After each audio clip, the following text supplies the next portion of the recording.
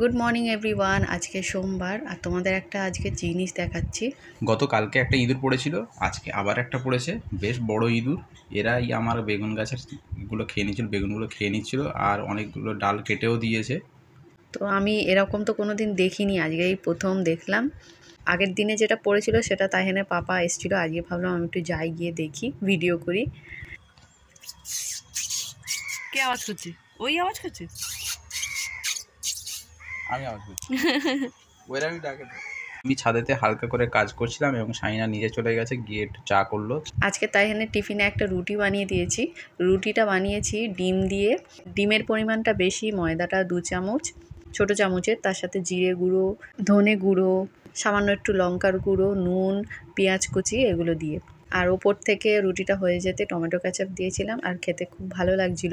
ওকে বললাম টিফিনটা তুমি খেয়ে নেবে, নষ্ট করবে না, মা খুব সুন্দর করে বানিয়ে দিয়েছে, তুমি বড্ড মাঝে মাঝে নষ্ট করো, আজকে কিন্তু নষ্ট করা যাবে না। তো তাইহান একটু আদর করে বললো ঠিক আছে পাপ্পা।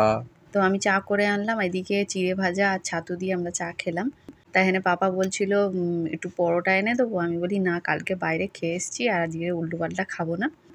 শাহিনা আনাজ করছিল, আব্বা আমাকে ডাকলো, আমি একটু নিচে গিয়ে কলটা ঠিক করে লাগিয়ে দিয়ে আসলাম, মানে ওই যে ছোট্ট চাপা কলটি, ওটা একটু গন্ডগোল করছিল। আর আজকের মেথি দিয়ে চিকেন আলু করছি, একটু অন্যরকম করে ভাবলাম একটু করি। আর বরবটি কড়াই, তাই এখানে পাপা বললো বড়ি খাবে, সেটা ভেজে নিলাম। আর গিলে মেটেও কিনেছিল, ওটা অন্যদিন রান্না করব, তাই এখানে পাপা পরিষ্কার করে দিল। আর আমার ননদের ছেলে ওদিকে মাছ ধরছে। রান্নাটা দেখেই খুব ভালো লাগছে, মনে হচ্ছে খুব টেস্ট হবে। খাওয়ার পরেই বুঝতে পারবো কতটা টেস্ট হয়েছে, তবে ভালোই হবে, শাহিনা যা রান্না করে খুব ভালোই হয়। তো ওদিকে রান্না করতে করতে এসে দেখি তাইনে পাপা কি করছে, ছাদে যাবে। এই ভিডিওটা না আমার ননদকে পাঠিয়েছি, ও বলে আমার চাষিটাকেও এইভাবে পাঠাতে হবে, খুব সুন্দর আইডিয়া।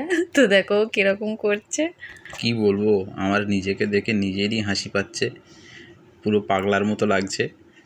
যদিও কাজে লেগেছিল একটু, কিন্তু ছাদেতে জালেতে বড্ড আটকে যাচ্ছিলো বলে আবার খুলে দিতে হয়েছে। আর চিকেনটা দেখো অনেকক্ষণ ধরে কষিয়েছি, তারপরে আলুটা দিয়ে আবার কষাচ্ছি। একটা মেথি মেথি সেন্ট, মেথি পাতা দিইনি, মেথি দানাটা বেটে দিয়েছি। কালকে রেস্টুরেন্টের চিকেনটা ওই মেথি সেন্ট পাচ্ছিলাম, তো ভাবলাম এইভাবেই করি।